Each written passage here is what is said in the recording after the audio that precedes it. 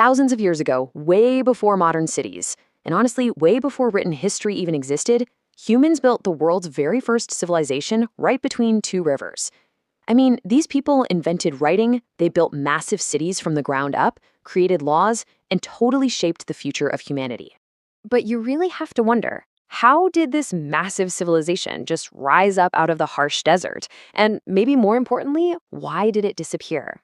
In this explainer, we're going to dive deep into the rise, the power, the mysteries, and ultimately the fall of the Mesopotamian civilization. It's an incredible journey from these tiny early farming settlements to towering mud brick metropolises before they literally vanished under the desert sands. It's really the ultimate story of how human ingenuity conquered the wilds. All right, let's get our bearings and define exactly where this story takes place. The word Mesopotamia comes from the ancient Greek words mesos, which means middle, and potamos, meaning river. So it literally translates to the land between two rivers. You've probably heard this region called the Cradle of Civilization, and for good reason. Stretching right across modern-day Iraq, Kuwait, and parts of Syria and Turkey, this place was a fertile oasis, completely surrounded by brutal deserts and rugged mountains. And it was right here, in this highly specific pocket of the ancient world, that humanity first figured out how to bend nature to its will. Now, the geography here was definitely a double-edged sword. The Tigris and the Euphrates rivers were absolutely the lifelines of the desert, but they were also deeply unforgiving. The environment was notoriously harsh. They dealt with these unpredictable, violent floods that could literally wipe out an entire season of crops in a single afternoon. Because of that, early humans who settled down here around 4000 BCE couldn't possibly survive on their own. The sheer brutality of the environment practically demanded human cooperation. To survive, people had to work together, thousands of them at a time, just to dig massive ditches, drain flooded areas, and build complex irrigation canals to bring life-saving water out into the sun-baked land. This forced collaboration, this desperate, undeniable need to organize labor and tame the rivers, that was the actual catalyst for civilization itself. Section 1. The Spark of Innovation and First Cities. To truly appreciate this era, we really have to look at the staggering explosion of human firsts that happened in a remarkably short window of time. Around 10,000 BCE, humanity takes its first tentative steps into agriculture, but by 4000 BCE, we see this monumental leap. Nomadic bands and small farming communities just suddenly coalesced into the world's very first true urban centers in the region of Sumer. We're talking about legendary cities here, like and Uruk. Uruk, for instance, was this incredible walled mud brick metropolis that housed an astonishing 50,000 people. Just pause and imagine that psychological shift for a second, going from wandering hunter-gatherers to suddenly living shoulder to shoulder in a bustling, roaring city. And with all that density came insanely rapid progression. By 3600 BCE, writing is invented. Just a century later, around 3500 BCE, we've got the wheel turning. The Sumerians didn't just build cities, though. They completely revolutionized what it meant to be human.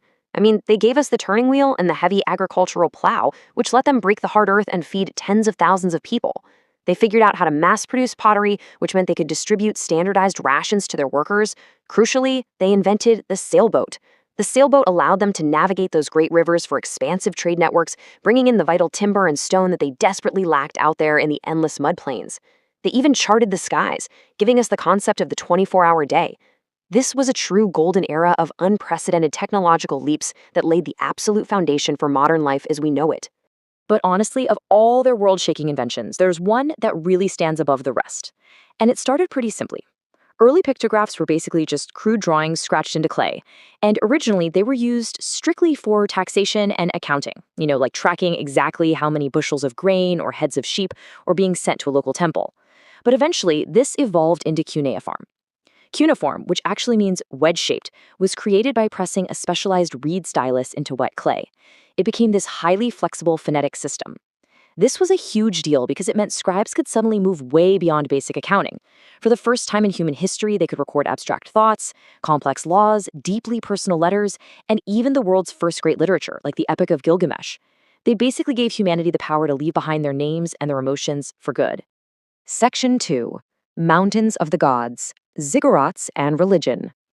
The ziggurat was an artificial mountain raised for the worship of the gods to elevate the priests toward heaven. Now, I want you to imagine standing at the base of one of these structures. It's a colossal, stepped pyramid, towering hundreds of feet over a completely flat, sprawling mud brick city. They were breathtaking, dominating the skyline for miles and miles around.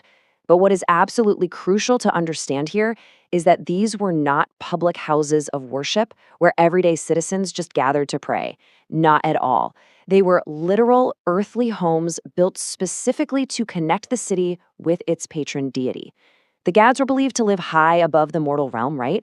So the ziggurat essentially served to elevate the high priests physically and spiritually closer to the divine. Now, to keep order over tens of thousands of people, the Mesopotamian pantheon perfectly mirrored their political structures. Up top, you had supreme sky gods like Anu or Enlil, who commanded the terrifying and totally unpredictable forces of the cosmos. But down on the ground, earthly kings claimed that their authority to rule descended directly from heaven itself. By commissioning and building these massive ziggurats, kings proved to everyone that they were the chosen agents of the gods. And let me tell you, this divine endorsement was the ultimate psychological tool. It completely legitimized a single ruler's absolute power over the city and its deeply religious citizens. Section 3. Law, Order, and Society. To keep the roaring economic engines of these massive cities running smoothly, society had to be strictly, almost ruthlessly layered. At the very top, you had kings and high priests, acting as divine rulers, totally managing the massive temple estates that controlled the land.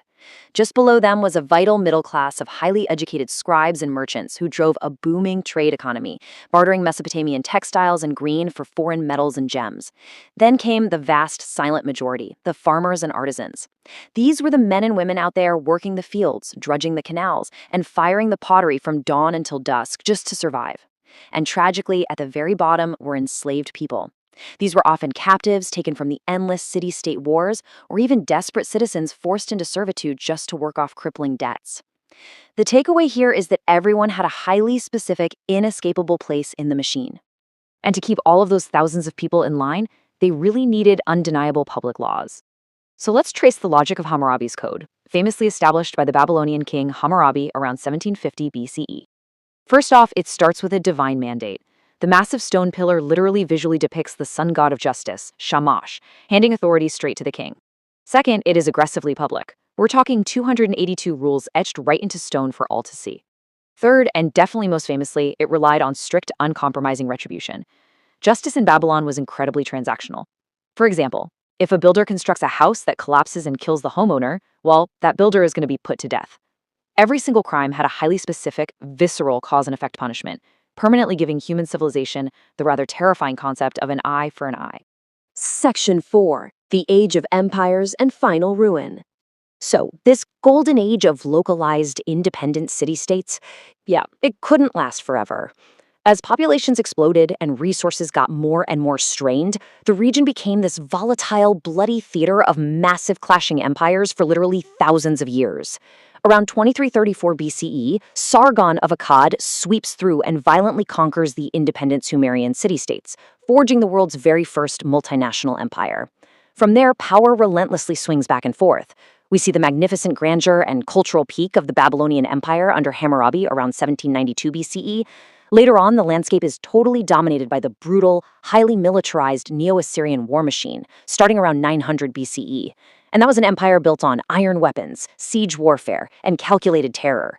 It was basically a staggering 3,000-year cycle of rise, conquest, and collapse. But as history shows us, all great things, no matter how powerful they seem, eventually fall.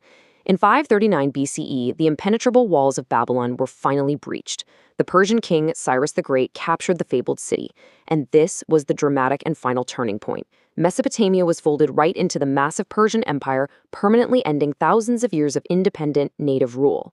Subsequent conquest by the Greeks under Alexander the Great slowly shifted the cultural center of gravity away from the two rivers. Over the centuries, their monumental mud brick cities crumbled and were entirely abandoned, and their revolutionary cuneiform script was literally buried and forgotten beneath the unforgiving desert sands. Section 5. The Ghost in the Modern World. This is where it gets really mind-blowing. The number 60 illustrates exactly how much we still owe to these ancient people. While their massive empires eventually turned to dust, their minds shaped our modern reality. See, the Mesopotamians developed a highly advanced mathematical system using a base of 60. Because of the obsessive, absolutely brilliant work of their ancient astronomers and mathematicians, today we have 60 seconds in a minute, 60 minutes in an hour, and 360 degrees in a circle. Every single time you check your digital watch, set a timer for your laundry, or do basic geometry, you are directly utilizing a mathematical inheritance forged in the minds of ancient Babylon and Sumer. The people of the land between two rivers literally laid the bare bones of Western civilization. They gave humanity the profound invention of writing, which finally allowed knowledge to outlive the person who spoke it. They codified public laws, insisting that society be governed by written rules rather than just the random whims of men. They gave us the turning wheel, large-scale irrigation agriculture to feed the masses, the 24-hour day, and the very foundational myths that echo through our epic literature even today. They took humanity from scattered bands of hunter-gatherers and forged us into complex, urban, technological societies. So it really makes you think, how much of your daily life was actually invented 5,000 years ago in the Mesopotamian mud? From the letters you type on your phone to the clock you check on your wall, their ghosts are absolutely everywhere. If you found this journey through the world's first civilization as absolutely fascinating as I did, make sure to subscribe so you don't miss our next historical explainer. See you next time.